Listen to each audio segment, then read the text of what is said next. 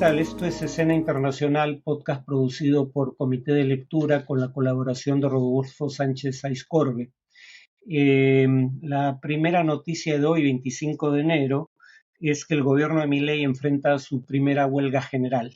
Esta fue convocada por la mayor central sindical del país, Argentina, la Confederación General del Trabajo, de filiación peronista, pero fue apoyada por la Confederación de Trabajadores Argentinos, que es la segunda mayor central sindical del país.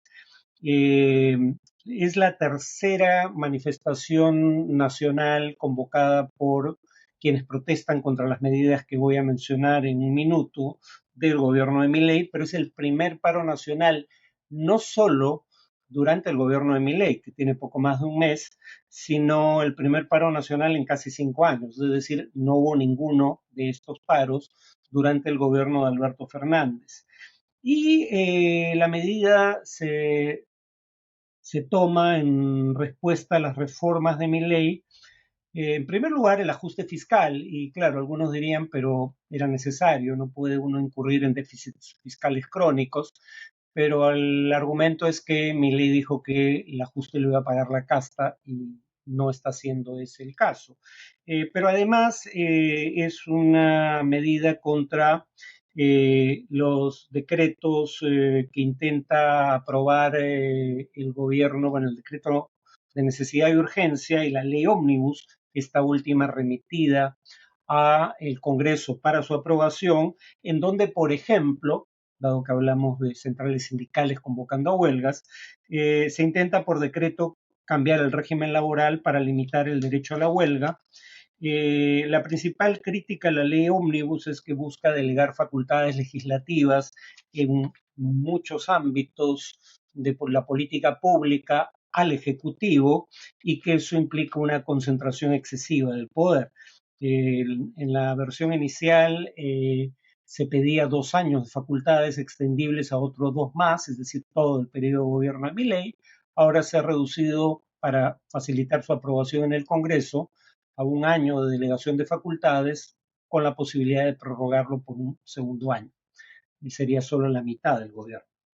Eh, Ahora, algunos gremios no se han sumado, como la Asociación de Trabajadores Aeronáuticos, que consideran que esta huelga tiene objetivos políticos orientados, cito, a posicionarse frente a un gobierno que asumió hace poco más de un mes y critican a la Central General de Trabajadores por haber permanecido en silencio durante los 4 años del gobierno de Alberto Fernández.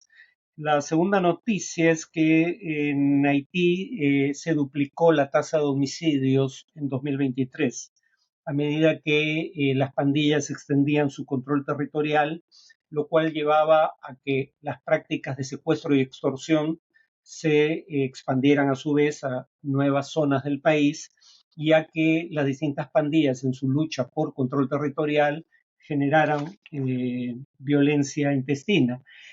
Según un informe de Naciones Unidas sobre la materia, la tasa de homicidios creció de 18.1 homicidios por cada 100.000 habitantes en 2022 a 40.9 homicidios por cada 100.000 habitantes en 2023.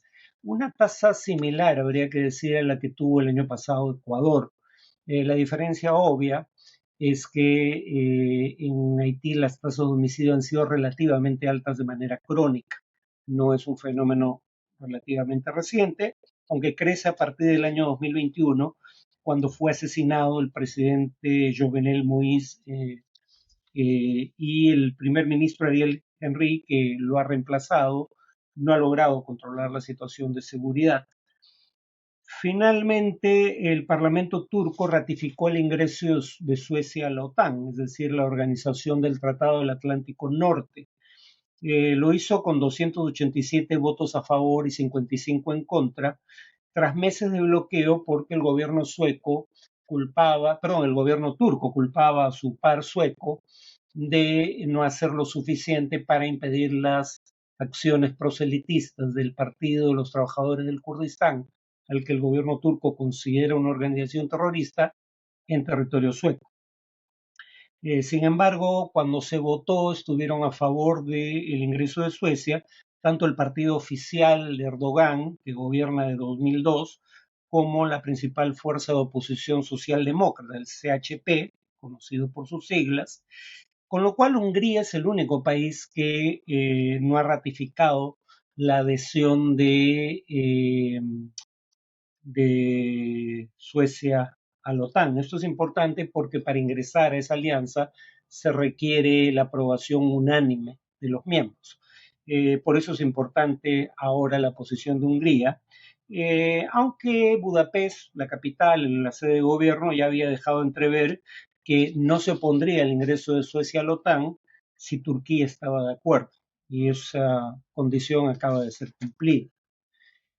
En cuanto al tema de análisis, sabrán quienes ven este podcast o lo escuchan que el Estado de Sudáfrica ha presentado una demanda por genocidio en Gaza contra el Estado de Israel ante la Corte Internacional de Justicia. Hay quienes alegan, como la revista The Economist, que en lugar de debatir los hechos fundamentales de la atroz crisis humanitaria que padece Gaza, esta demanda puede distraer la atención no, digamos, de esa crisis humanitaria hacia el tema de si lo que ocurre en Gaza calza o no con la definición de genocidio que establece la Convención sobre la Materia de 1948. Pues bueno, dejando de lado el tema de si es o no genocidio lo que ocurre en Gaza, basado en esa crítica, mencionemos los hechos fundamentales.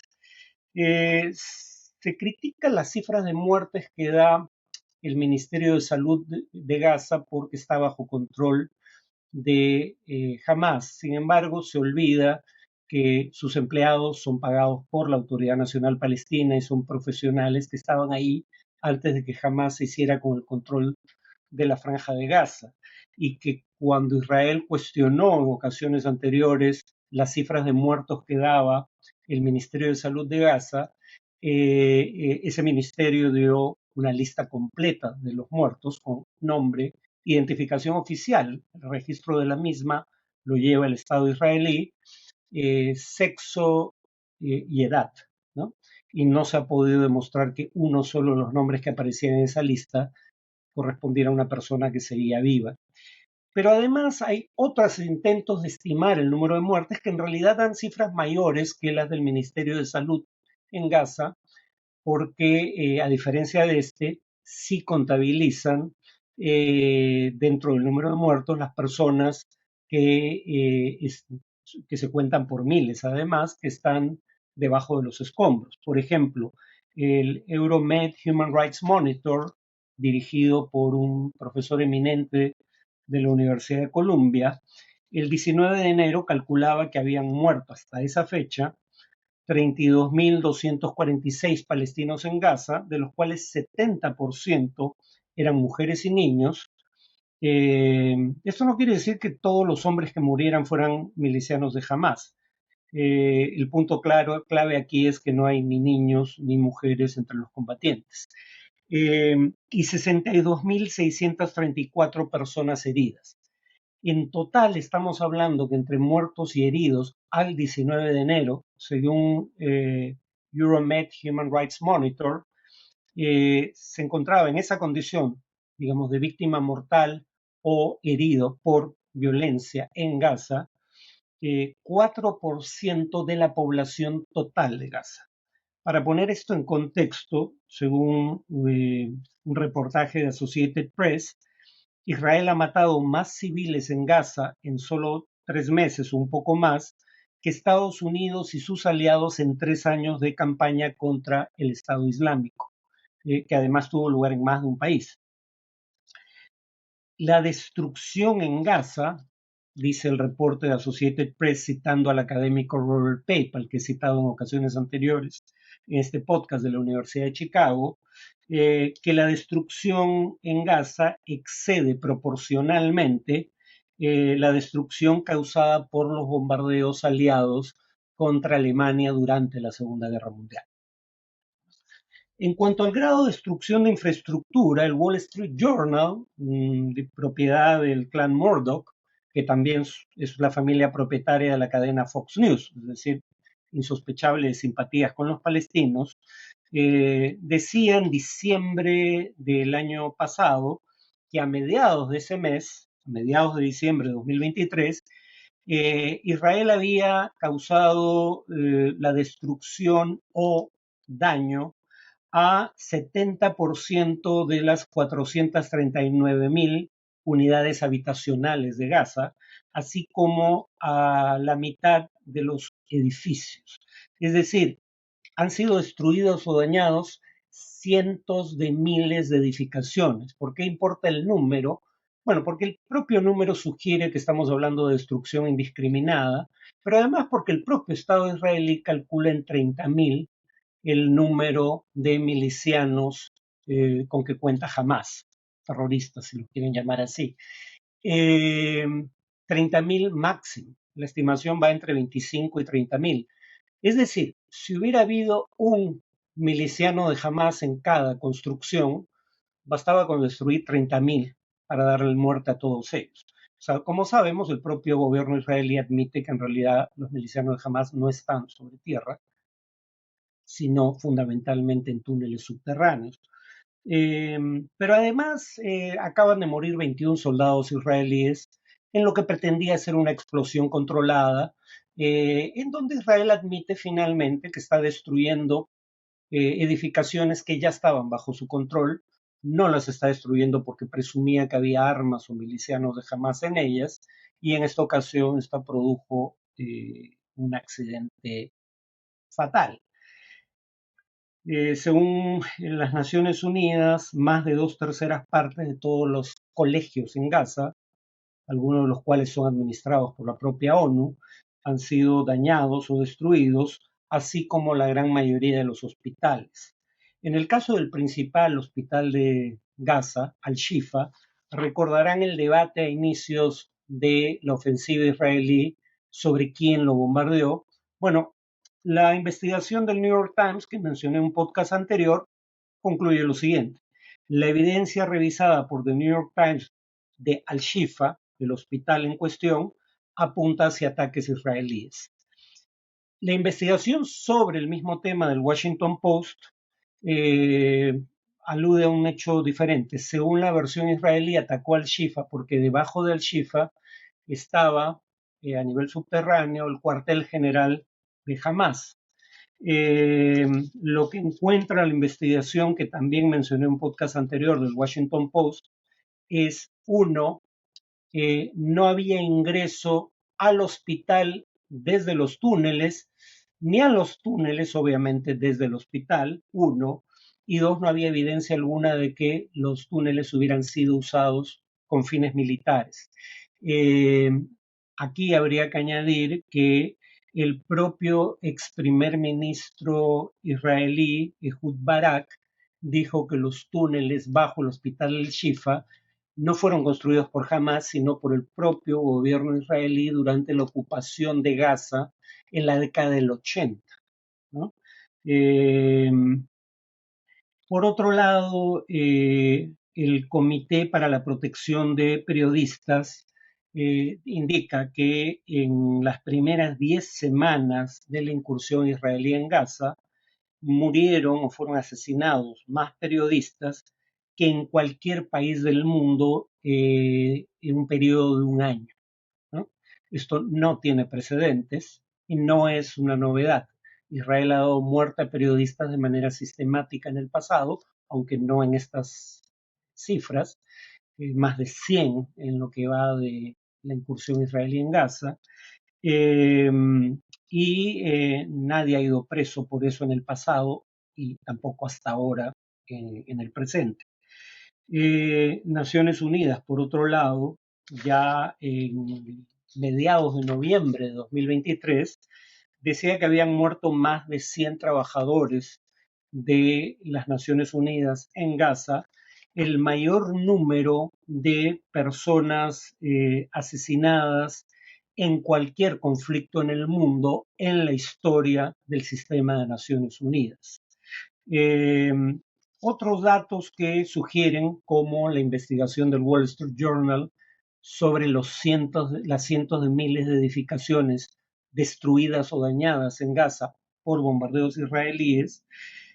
Otro dato que sugiere que estas acciones son indiscriminadas es algo que también mencioné en una ocasión anterior, según una investigación de la CNN, perdón, una información de la CNN de mediados de diciembre de 2023, los servicios de inteligencia de Estados Unidos estimaban que hasta ese momento entre 40 y 45% de las bombas utilizadas por Israel en Gaza eran bombas sin sistema de dirección, dumb bombs, como se les llama en inglés, bombas tontas, porque son bombas indiscriminadas por naturaleza, sobre todo cuando se lanzan contra zonas urbanas que están entre las más densamente pobladas del mundo, como es el caso de Gaza.